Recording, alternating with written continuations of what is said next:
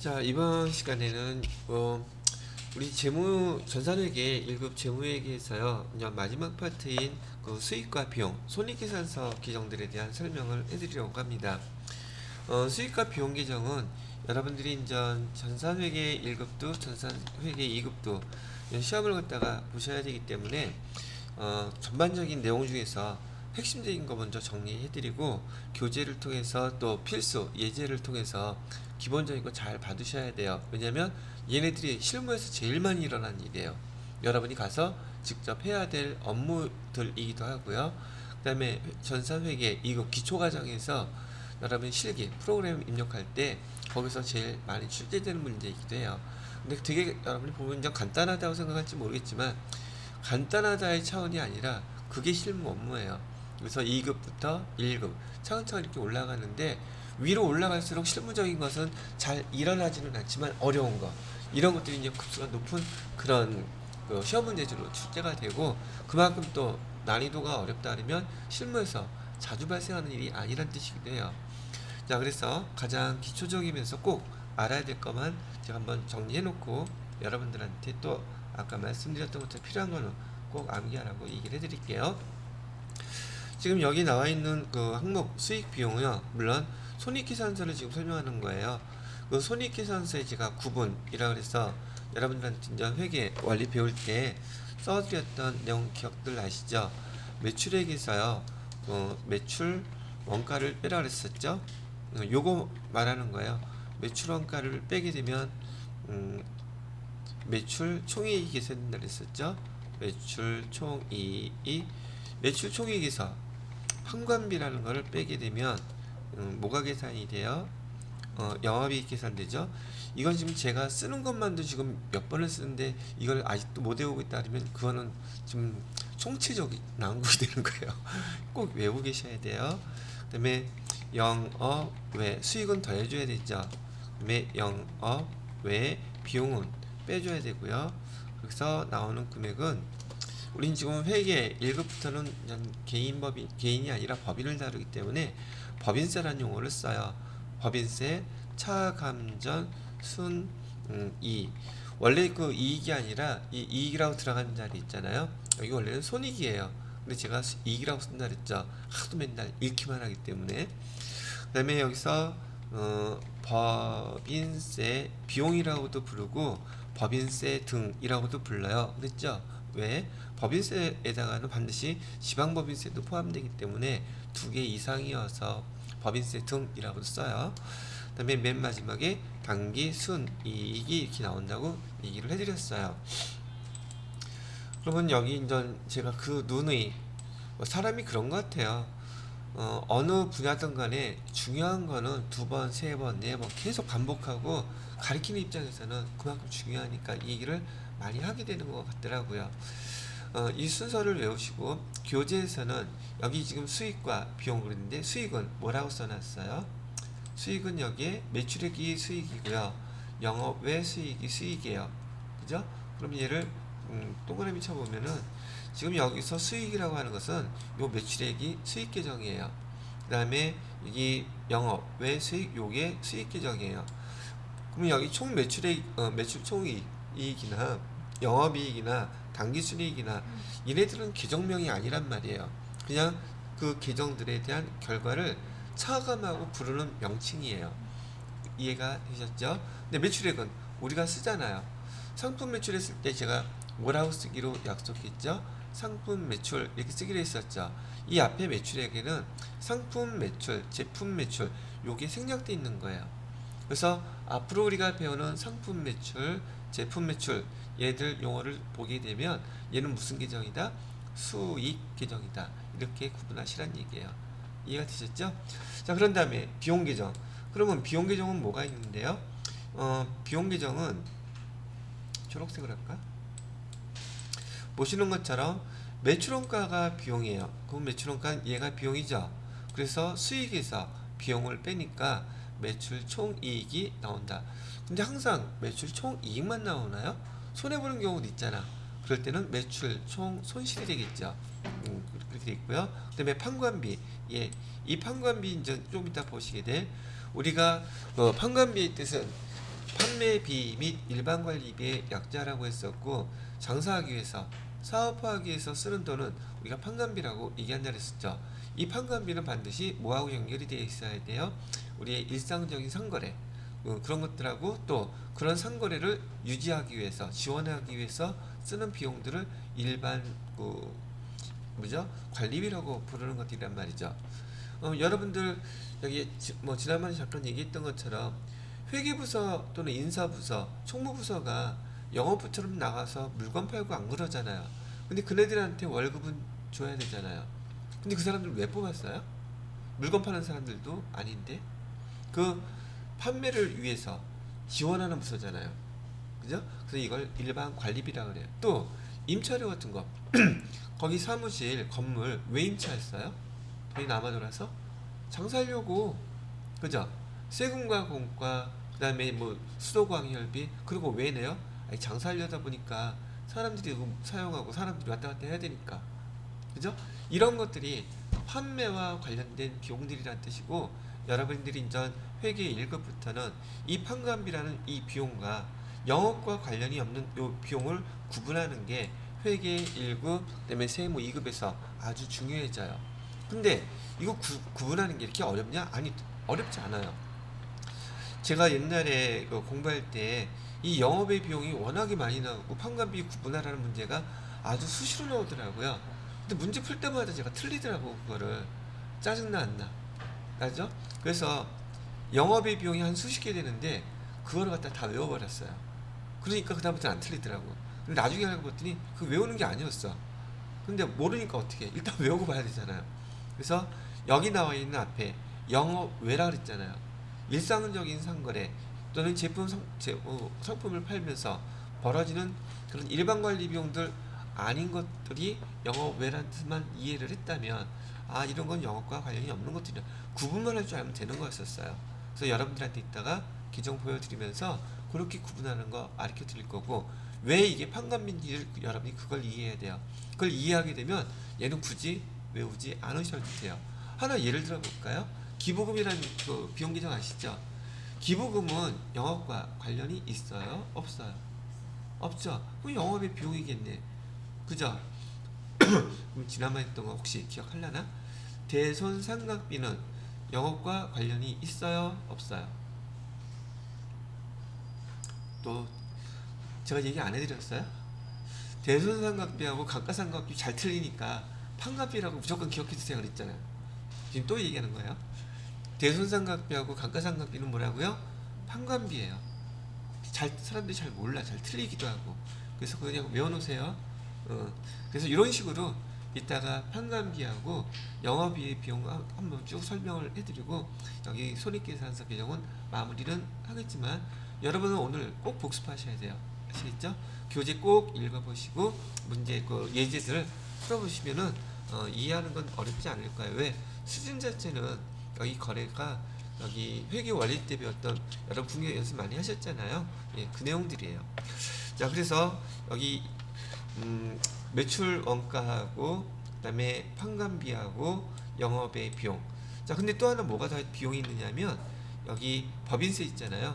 법인세도 세금 내는 거잖아. 세금을 내는데 우리 회사 입장에서는 그게 비용이에요. 법인세라고 쓰긴 하지만은. 그래서 비용은 몇 가지가 있다. 여기 네 가지가 있구나. 수익은 몇 가지가 있다. 매출하고 영업의 수익 두 가지가 있구나. 그런데 이렇게 기억을 하는 것보다 어차피 필요하고 우리가 문제 풀 때도 많이 사용할 것이니까 얘를 갖다가 암기를 해놓으면 더 수월하시겠죠.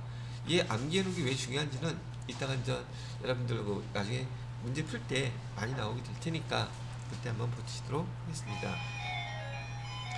자, 그래서 여기 99페이지에 수익과 비용에 대한 얘기가 나와 있고요.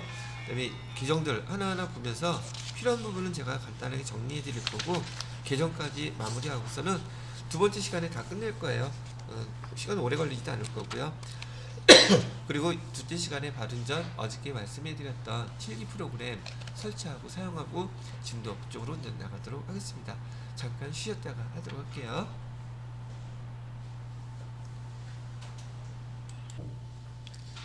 자, 그래서요 99페이지에 보면 여기 수익의 기념이라고 나와 있었는데, 이것도 여러분이 좀 이해하기 쉬우시라고 이걸로 한번 써서 가르쳐 드릴게요. 지난번에도 말씀을 드렸지만 수익의 정의는 수익의 정의는 자본을 증가시키는 게 수익이에요. 여기 간단하게 제가 설명을 해드렸었어요. 자, 이유는요. 이것 때문에 그렇죠. 여기에 지금 재무 상태표가 있고요.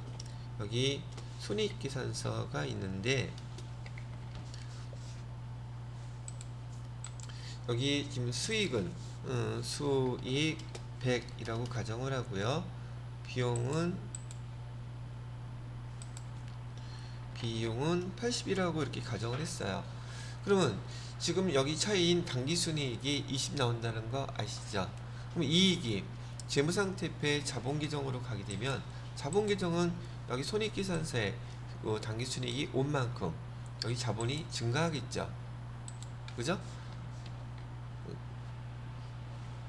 자본금이 증가한다. 근데 여기서 당기순이익도 그런 의미를 갖고 있지만 지금 여기 비용이 아예 없다고 가정을 해볼게요. 그럼 수익이라고 나온 이 100이 당기순이익 100이 되겠죠. 비용이 아예 없다고 가정을 하면 이 전체가 다 당기순이익이잖아요. 그러면 걔가 여기 재무상태표 자본계정으로 가게 되면 자본은 당연히 증가하겠죠. 수익만큼. 그죠? 그래서 그냥 간단하게 여러분들한테 교재 수익이 정의 이것저것 말을 많이 하게 되지만 수익이라는 것은 결과론적으로 자본을 증가시키는 게 수익이에요. 반대로 비용은 어떻게 되겠어요?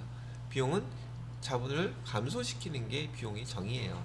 그래서 궁극적으로 수익과 비용의 정의는 이렇게 기억을 해두시면 수익 자본을 증가시키는 것, 비용 자본을 감소시키는 것, 이렇게 기억을 하시면 그 결과에 대한 논리가 간단하게 정리가 되는 게 아니냐는 거죠.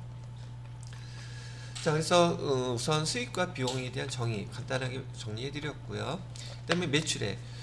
이 매출액은 이슈가 뭐냐 하면은 지금 여기 손익계산서에서 여러분들한테 매번 물어봤던 매출액에서의 이슈 간단한 거죠. 매출액과 관련된 거 뭐뭐 있었어요? 매출액에서 매출 애누리, 매출 할인, 매출 환입 이건 빼주라 그랬었죠. 그죠? 그래서 매출액에서 이슈는 그거예요. 총 매출액에서 뭘 빼주라고요? 매출 환입 이거 반품이죠. 그 다음에 매출 애누리 빼주라고요. 그 다음에 매출 환입 매출 할인을 당연히 빼줘야 된다는 거 많이 연습해 보셨잖아요. 손익계산서의 구성 내용을 보고서 거기에 대한 이슈 내가 알아야 될 게 뭔가 구분할 때 이렇게 연결시켜놓고 매출액에선 이거 알아야 돼 라고 얘기한다는 것이죠. 그럼 여기다 이제 덧붙여서 회계 처리하는 것까지 제가 설명을 해드린다면 처음에 우리가 상품을 매출하게 되면 차변에 외상매출금 이렇게 해놨었어요.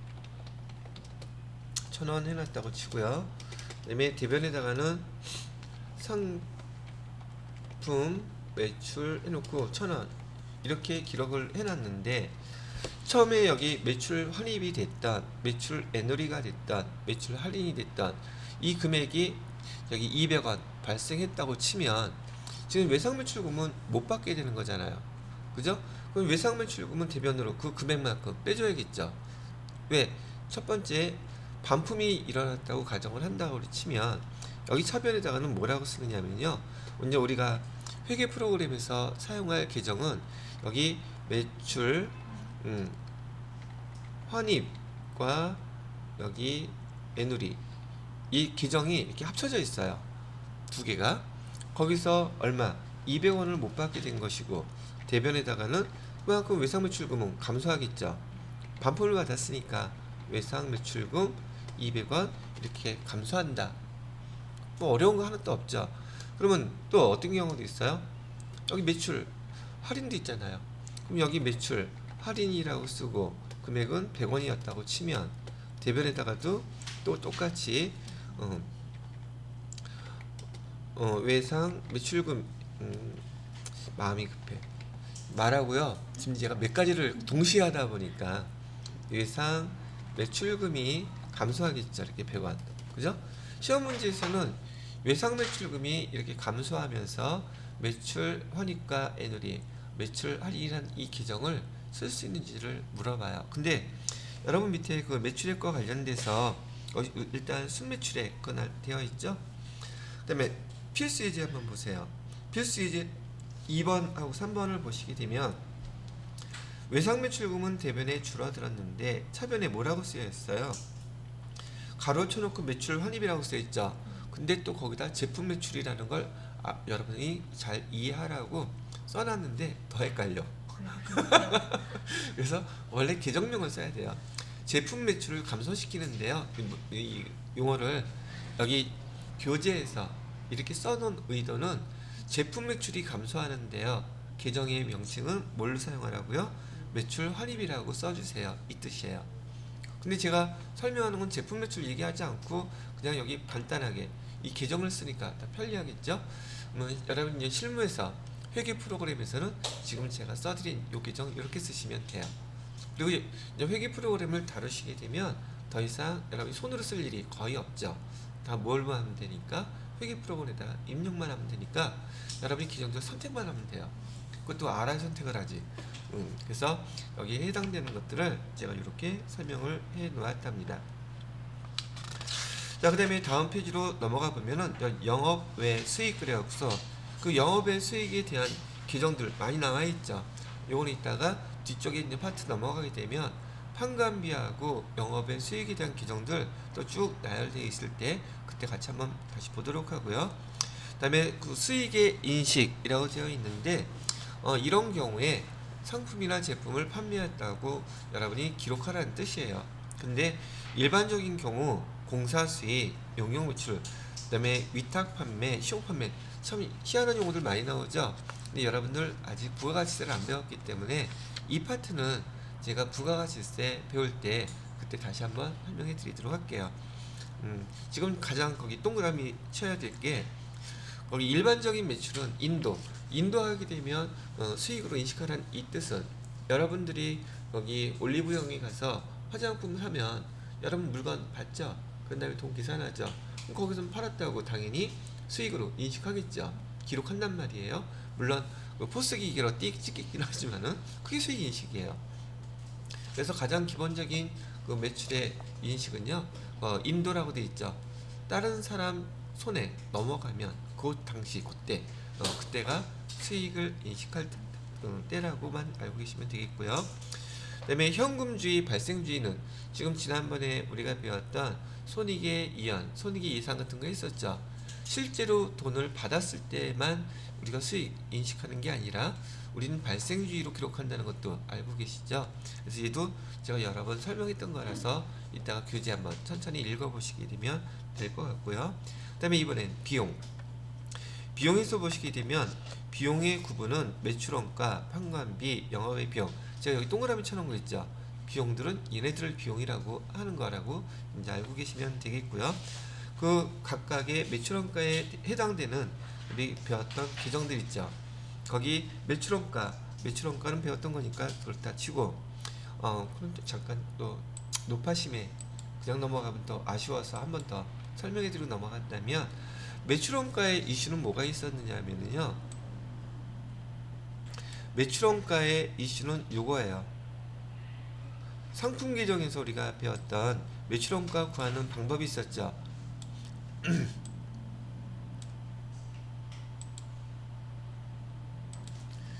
여기 상품 계정에서 매출원가를 구할 때 어떻게 구하라고 그랬어요?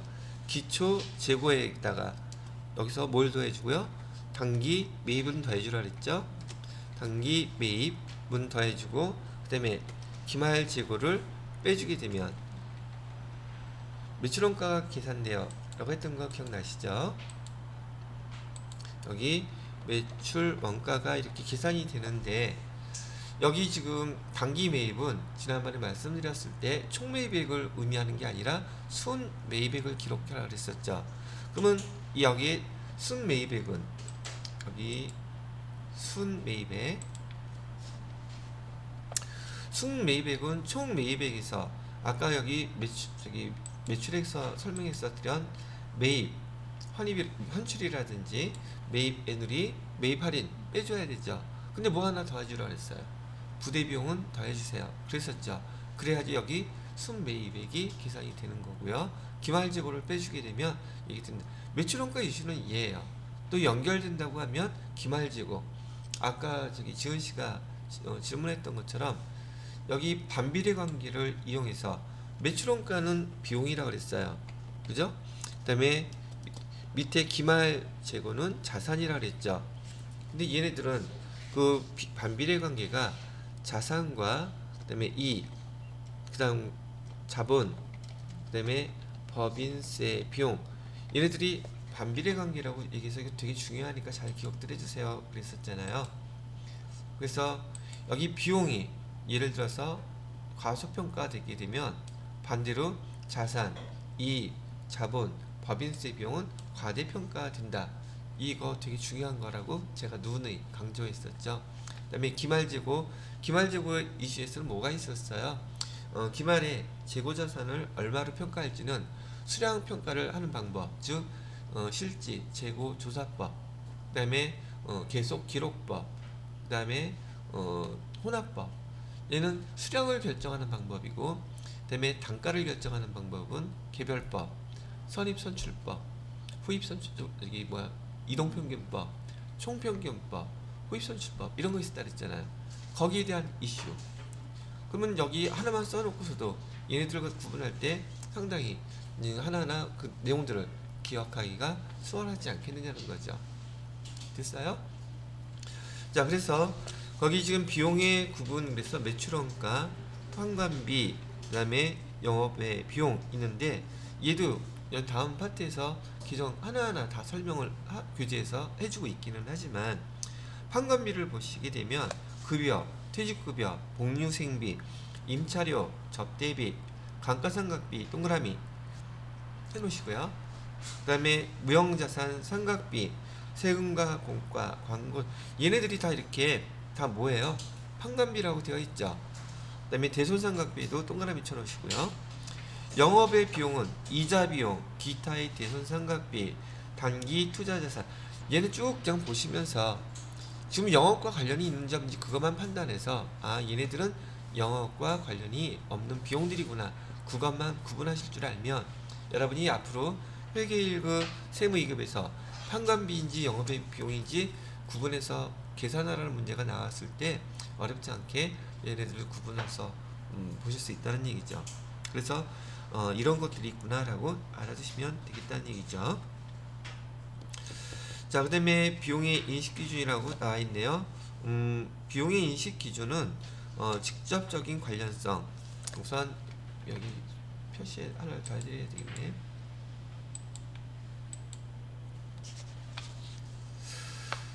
여기다가 위에다가 써놓을게요. 비용이라는 건, 비용의 인식기준은요, 기본적으로 수익, 그다음에 비용, 대응의 원칙이란 말 제가 가끔 썼었죠. 수익과 비용의 대응 원칙.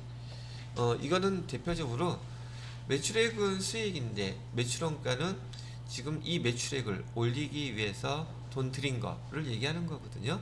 이 수익 비용 대응의 원칙에 제일 합리적으로 잘 맞는 것은 이 두 가지 규정이에요. 직접적으로 매출액을 만큼 올리기 위해서 매출원가가 얼마 발생했다, 그 금액을 정확히 수익 비용 대응을 해서 알 수 있지만, 여기 판관비인 경우에는 얘 매출액을 올리기 위해서 우리 사장님이 얼마나 공헌을 했는지 월급은 받아갔는데 알 수가 없어. 그래서 얘는 수익 비용 대응의 원칙을 갖다가 정확히 알 수가 없기 때문에 얘는 배분을 해야 돼요. 그래서 거기 교재에서 보시게 되면 직접적인 관련성이라고 얘기 나오는 것은 수익 비용 대응의 원칙에서 매출액과 매출원가의 관련을 설명하고 있는 것이고요. 그 다음에 포괄적, 간접적인 그 관련성이라고 얘기하는 것은 이 판관비를 얘기하고 있는 거예요.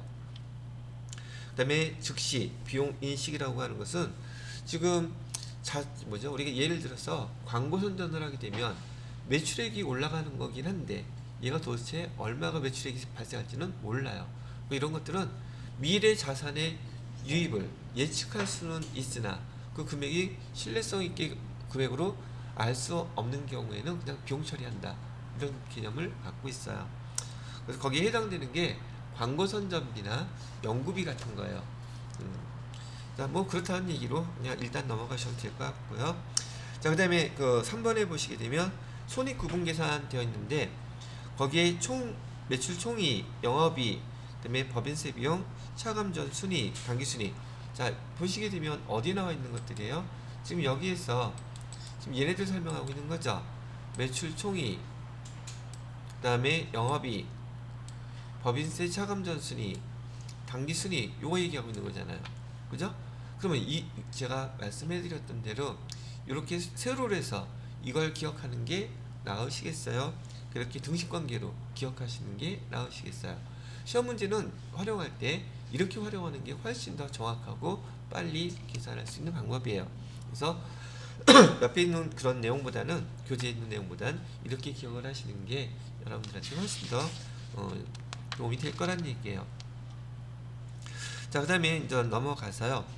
102페이지 보시면 매출원가라고 설명되어 있는데, 매출원가라고 얘기하는 것은 우리가 지금 회계 1급에서는 제조업이 있다고 보기 때문에 제조업이 돼 있다고 보기 때문에요.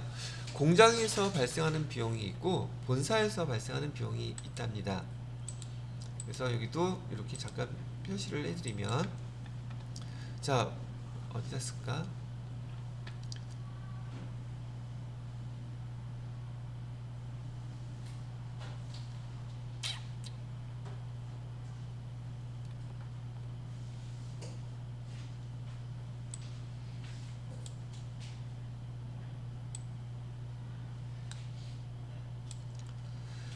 매출 저기 뭐야, 원가 계산 뭐죠?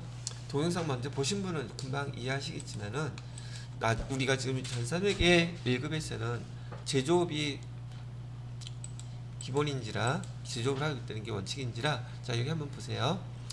이 매출원가에서 우리 지금 제조기업인 경우에는 지금 그 회사에서 돈을 쓰는 장소가 두 군데가 있어요. 하나는 제품을 만들기 위해서 공장에서 돈을 쓰는 경우가 있겠죠. 그리고 또 어디서? 본사에서 돈을 쓰는 경우가 있어요.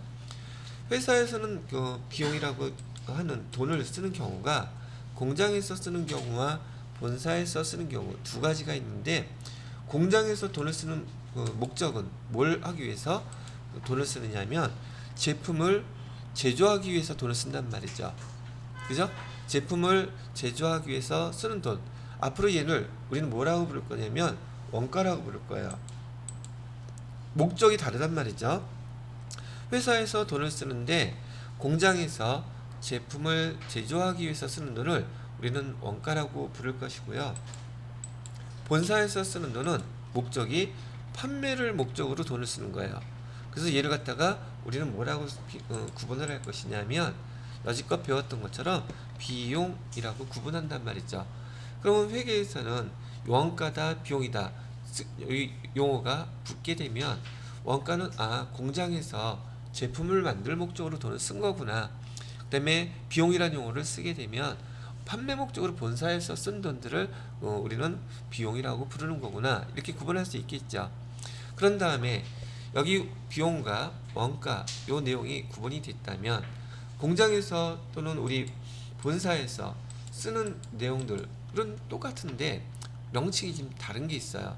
그게 뭐 이 최소한 사람에 대한 인건비, 공장에서 일하시는 분들 있죠. 그죠?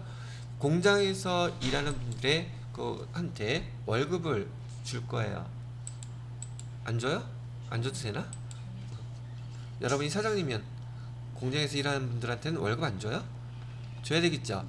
월급 줄 때 여기 제조, 즉 제조원가에서는 이 월급을 줄 때 우리 회계에서 기록하는 방법은 임금이라고 기록해요. 거기에 반해서 본사에서 월급 받는 사람 월급 줄 때는 우리 뭐라고 기록하기를 배웠죠? 급여라고 배웠죠. 그러니까 이렇게 월급을 주는데도 불구하고 우리 회계상 기록하는 계정 과목의 용어는 다르단 말이죠. 그럼 이거는 구분하실 수 있겠죠. 그 다음에 여기 공장에서도 본사에서도 지금 알바들 쓸 수 있지 않겠어요? 파트타이머들 쓸 수 있을 텐데, 그 알바한테 지급하는 월급은 또 뭐라고 부른다? 여기 잡급이라고 불러요. 근데 우리 그 잡자가 좀 기분이 어감이 나쁘죠. 근데 우리 회계에서는 그 잡놈 이런 뜻을 쓰는 건 아니고요. 우리가 회계 계정 과목에서 급여를 갖다가 월급을 줄 때 쓰는 계정이 급여하고 임금이라는 계정 두 개밖에 없어요. 다른 걸 쓰지 않았기 때문에 그 이외의 계정, 그 이외의 월급이라는 뜻으로 잡급이라고 쓰는 것이지 그걸 비하해서 쓰는 용어가 아니라고 이해를 해주시면 되겠습니다. 자, 그 다음에 퇴직급여. 공장에서 일하는 분들한테도 당연히 뭘 줘야 돼요? 퇴직금 줘야 되겠죠? 본사에서 일하는 분들 퇴사할 때 퇴직금 줘야 되겠죠? 퇴직급여가 다 있는데 얘는 똑같아요. 퇴직급여라고 써요. 그 다음에 복리후생비.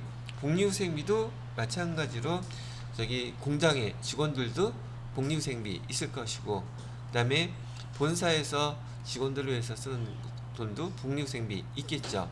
그런데요, 여기 지금 아직 회계 프로그램 시작되지는 않았는데 지금 공장에서 이렇게 나가는 비용들이나 본사에서 나가는 비용들의 계정 과목들이 비슷해요. 그런데 회계 프로그램에는 여기 제조원가요. 제조원가는 다 어디에 들어가게 돼 있냐면 제품을 만들기 위해서, 상품인 경우야 사오면 매출원가가 되겠지만 제조원가는 제품을 만들어야 돼요. 그래서 제품의 모든 돈 만들기 위해서 돈 쓴 것들이 있잖아요. 그걸 다 여기 매출원가에 들어가게 돼 있어요. 이 판관비는요 다 여기 판관비 들어가게 돼 있죠. 들어가는 저기 위치가 다르다는 말이죠. 자, 그래서 용어 구분하고 들어가는 것도 위치가 다르다는 거 일단 잠깐 참고하시고요. 또 계정 중에 하나 여기 다른 게 있는데 요 밑에다 써야겠네요. 여러분 그 수도, 상수도, 하수도, 그다음에 전기요금 우리 그 쓸 때 계정 뭐라고 쓰기로 했었죠? 판관비에선 얘를 수도, 광열비라고 쓰기로 했었잖아요. 그런데 공장에서는 얘네들 중에서 그 전기요금이 워낙에 커요. 그래서 판관비에서는 수도, 광열비라고 쓰는데 공장에서는, 즉 우리 제조업 경비에서는요 얘를 두 가지로 나누어 놨어요. 하나는 전력비라고 써요. 그 다음에 또 하나는 뭐라고 쓰냐면 가스, 수도료라고 이렇게 계정을 두 개 구분해서 쓰니까 참고로 알아두시면 좋겠고요. 공장에서 쓰는 이 제조경비는 나중에 제가 원가에 해당되는 걸 500번대라고 이런 용어를 앞으로 많이 쓸 거예요. 회계 프로그램을 사용하시게 되면 500번대는 저기 제조경비를 의미하는 거고요. 코드 번호가 다 500번대예요. 그 다음에 여기 판관비는 800번대예요. 그래서 이제 여러분이 회계 프로그램 사용하실 때 제가 500번대 비용이에요 라고 얘기하면 제조경비를 얘기하는 것이고, 800번대 비용이에요 얘기하면은 얘는 판관비를 얘기하는 거예요. 일단 저 회계 프로그램 사용해 보시면 금방 구분하실 수 있을 테니까 그때 보시기로 하고요. 그 다음에 102페이지에 가스 수도료, 그래서 거기 가스 수도료 얘기가 나와 있는 거고요. 전력비, 얘는 본사에서 얘기하는 판관비 중에서는 수도광열비를 합쳐놓은 용어가 바로 얘네들이란 얘기예요. 그 다음에 103페이지에 보면 세금과 공과, 얘 여러분들 전 처음 저기 자세히 보시는 것들이기 때문에 교재를 통해서 꼼꼼하게 읽어보셔야 합니다. 그 다음에 외주가공비, 외주가공비는 우리 지금 제조업체이기 때문에요. 지금 외부에 있는 다른 회사에다가 가공을 맡겼을 때 그때 쓰는 비용의 명칭이, 계정의 이름이 외주 가공비예요. 이것이 제조일 때 나오는 것들인데 나중에 또 문제 나올 때 한번 보도록 하겠습니다. 그다음에 수선비, 감가상각비, 잡비, 그렇게 해놓고서는 얘네들은 이렇게 비용이 발생하고, 5번에 보시면 좀 판관비라고 나와 있죠. 판관비 밑에 보시면 급여, 다음 페이지에 퇴직급여, 그 다음에 복리후생비, 여비교통비, 통신비, 수도광열비, 그 다음에 106페이지에 세금과 공과, 임차료, 차량유지비, 그 다음에 107페이지에 소모품비, 도서인쇄비, 수수료 비용, 그다음에 108페이지에 접대비, 보험료, 운반비, 그다음에 수선비, 광고선전비, 보관료, 감가상각비, 110페이지에 대손상각비, 잡비 나와 있는 거 보이시죠? 우리 회계 그 원리 배우실 때 여러분들이 분기 연습하면서 여러 번 해봤던 그런 규정들이에요. 근데 여러분들 나왔던 것만큼 그만큼 많이 그 규정을 분기 연습을 할 수 있을 정도는 아니지만 앞에서 벌써 회계원리에서 여러분이 연습을 해놨던 규정들이기 때문에 어렵지 않게 금방 이해하시고 넘어갈 수 있는 파트가 될 거예요. 그 다음에 111페이지에 보면 이제 영업과 관련이 있는 겁니다.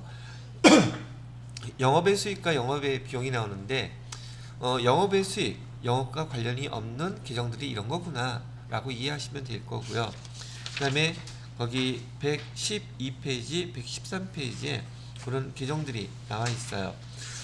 그 중에서 여기는 한 번씩 쭉 설명해 드리고 넘어간 다음에 여러분들한테 읽어보고 필수지들 분기해 볼 수 있는 거 제가 시간을 드릴게요.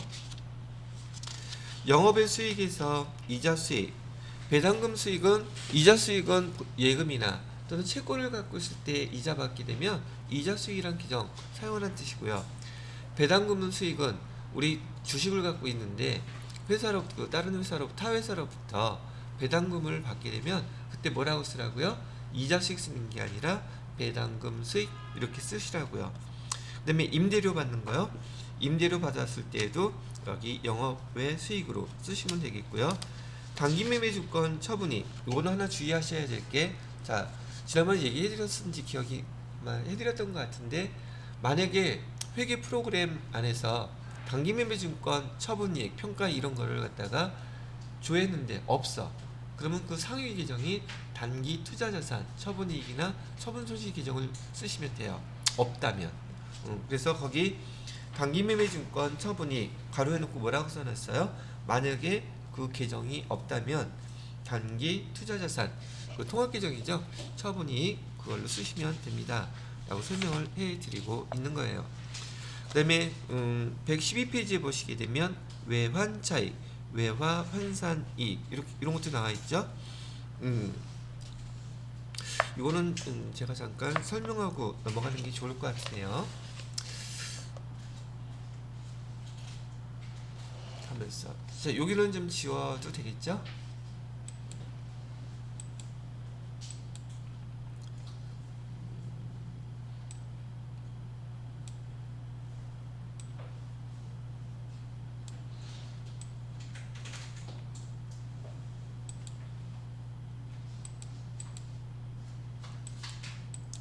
자, 지금 여러분들이 보시는 계정이가 처음에 배우실 때는 조금 헷갈려요.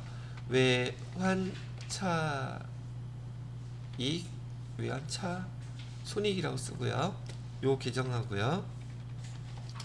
외화환산 손익 요 계정이 어떤 경우에 어떻게 사용되는지. 그런데 공통점은 뭐냐면요.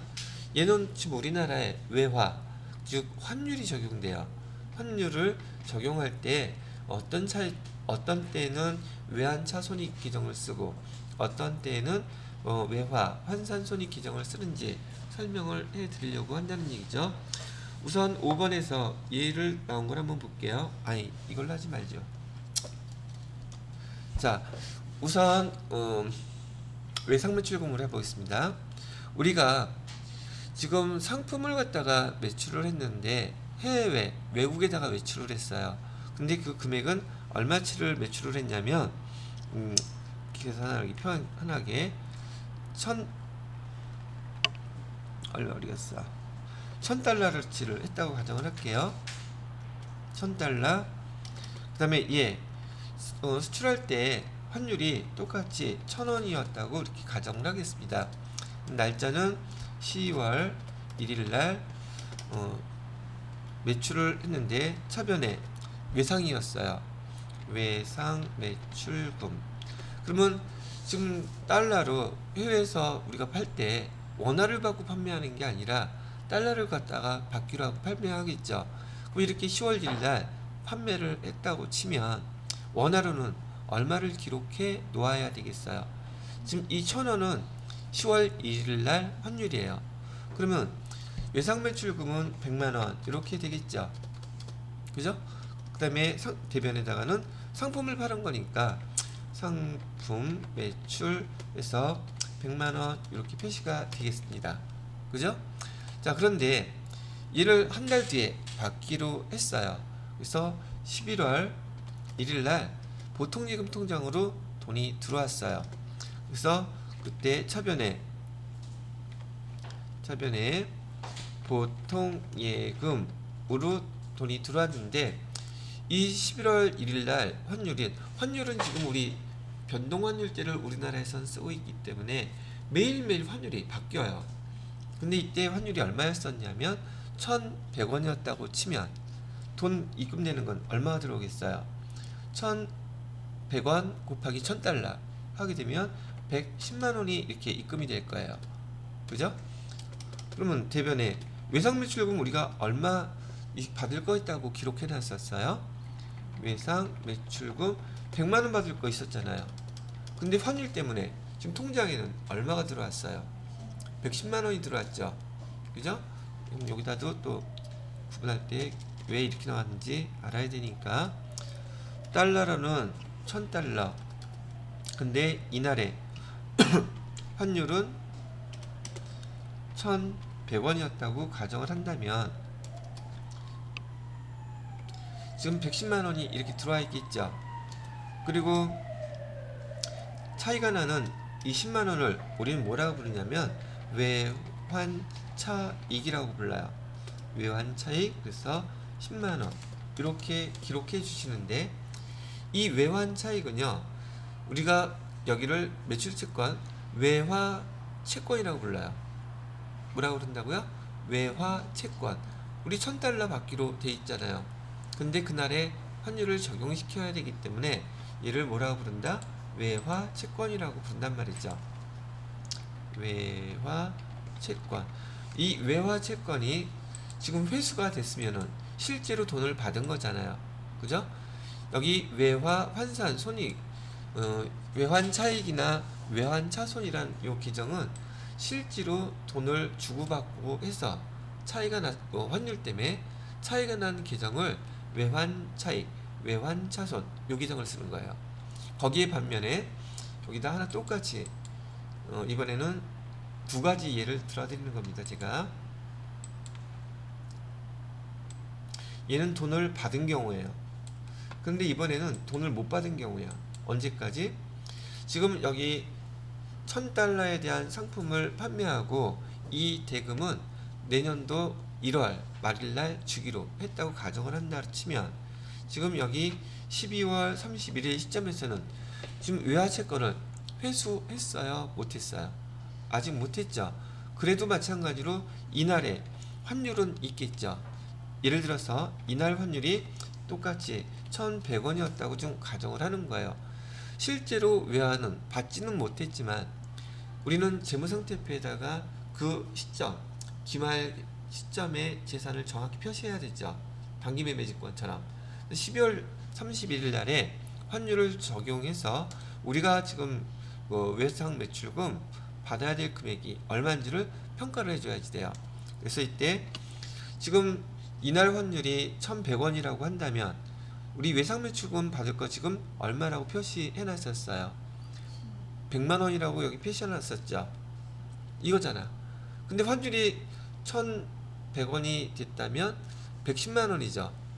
그죠? 차이가 얼마가 나요? 단기매매증권하고 평가하는 건 똑같아요. 그래서 차변에 외상매출금 받을 게 얼마가 더 증가했어요? 외상매출금 받아야 될 게 10만원이 더 증가했죠. 왜? 환율 때문에. 그러면 대변에다가는 뭐라고 기록해요?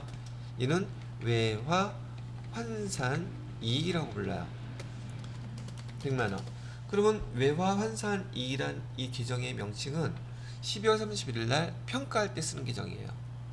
그래서 여기 외화 환산이라고 쓰는 이 환산의 요 명칭의 의미가 우리가 단기매매증권 평가한다고 썼을 때 그때 썼던 얘가 환율은 평가라는 말 대신에 뭐라고 쓴다? 환산이란 말을 써요. 그래서 얘는 평가의 의미를 갖고 있습니다.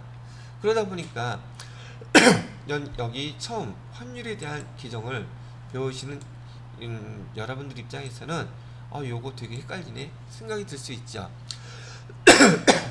그래서 실제로 저기 외화를 결제하거나 결제해 주었을 때 그때 쓰는 계정은 외환차익이나 외환차손이라고 쓰시고 12월 31일 날 평가할 때 환율 차이를 기록할 때 쓰는 계정은 외화환산이익이나 외화환산손실이라는 계정을 쓰라고 알려드리는 거예요.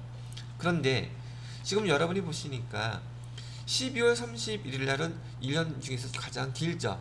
마지막 달이니까. 그래서 12월 달에 쓰는 계정은 계정 긴 거 쓰세요. 다시 12월 31일 날은 머리 길죠.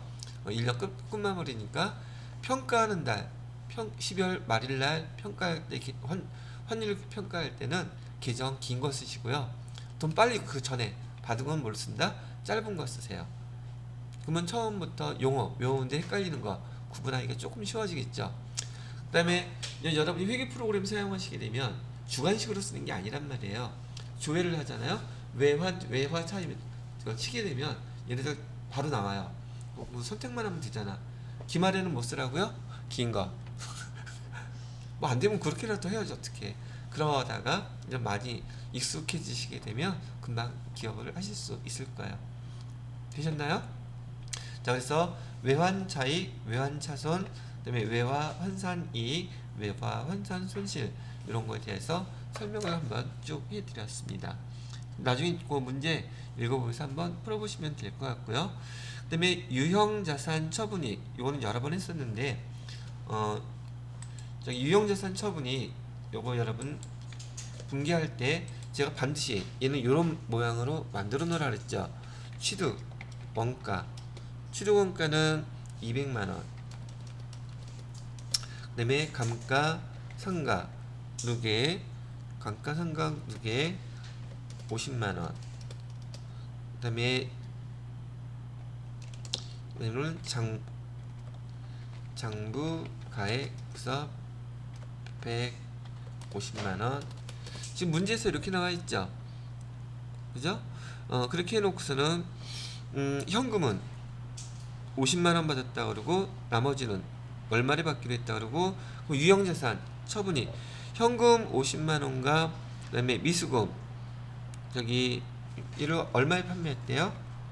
170만원을 판매한 거죠? 자 여기 봐주세요. 그러면 이렇게만 딱 정리를 해놓으면 20만원에 대해서 유형자산 처분이 나온다는 거 금방 알겠죠? 장부가액 얼마짜리를 150만원짜리를 170만원에 팔았으니 지금 유형자산을 처분하게 되면 이익이에요? 손실이에요? 이익이니까 유형자산 처분이 20만원 나온다는 거 제가 반드시 유형자산 처분 문제는 이렇게 만들어 놓고 회계 처리를 하던 계산을 하던 하라 그랬었죠.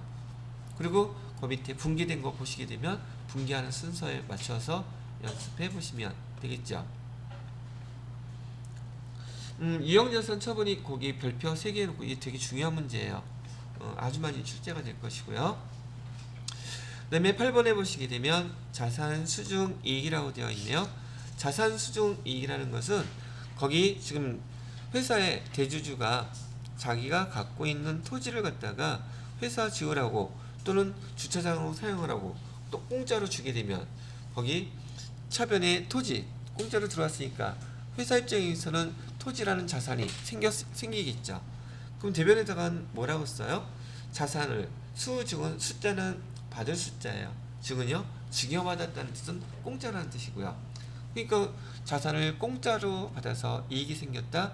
걔를 우리 회계에서는 어떤 기정으로 쓰면 된다? 자산 수증 이익 이렇게 쓰시면 된다는 얘기예요. 그 다음에 채무면제이익은요. 자 우리가 그 거래처에다가 돈 100만원 줄 게 있었는데 거래처가 급하다고 돈 80만원만 빨리 보내달래요. 그리고 20만원은 안 받아도 좋으니까 돈 빨리 좀 보내줘. 그럼 우린 20만원 굳었죠. 그때 20만원 채무 면제가 됐죠. 그래서 그때 쓰는 용어가 채무 면제이익 이렇게 쓰면 되겠습니다. 그 다음에 10번의 보험금 수익은 우리가 보험 가입하시죠 여러분들. 그건 보험료예요. 근데 그런 조건이 벌어져서 우리가 보험회사로부터 보험금 수령할 때 있죠.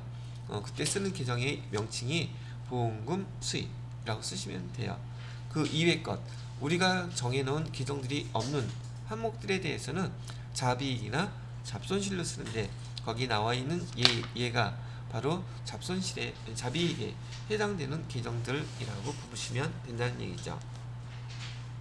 자, 그리고 다음 페이지 넘어가면, 지금 제가 영업외 수익에 대해서 한번 쭉 설명을 해드렸는데, 영업외 비용에 나와 있는 이자 비용은 이자 수익의 반대, 단기매매증권 평가 손실은 단기매매증권 평가 이익의 반대, 기부금은 아까 설명해 드렸고, 유형자산 처분 손실은 유형자산 처분이 나온 거에 반대, 외환차선은 외환차 이익의 반대, 외화 환산 손실은 외화 환산 이익의 반대.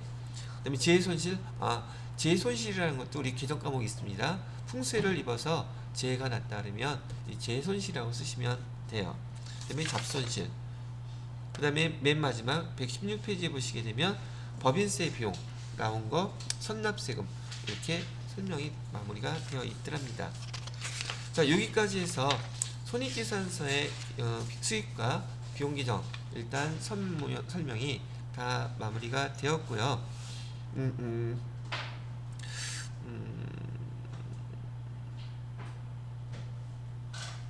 잠깐만 그 121페이지 받으세요. 교재 121페이지에 보시게 되면 내부 통제 제도와 내부 회계 관리 제도라는 게 나와 있는데, 여기 우리 회계 담당자들은 반드시 알아야 될 파트예요. 그런데 여기 세무사회 시험 문제에서는 이 시험 나오지가 않아요. 시험 문제 출제를 안 한다는 얘기예요. 그래서 이 내부 통제 제도와 내부 회계 관리 제도에 대해서는 일단 지금 시간이 좀 촉박한 상황이기 때문에 얘는 차후에 제가 그 FAT 설명할 때 그때 정리해서 말씀해 드리기로 하고요. 여기 수익과 비용 계정 여러분들한테 한번 정리하라고 말씀을 드려놓고서는 다음 시간부터는 우리 실기로 파트 진도를 나가도록 하겠습니다.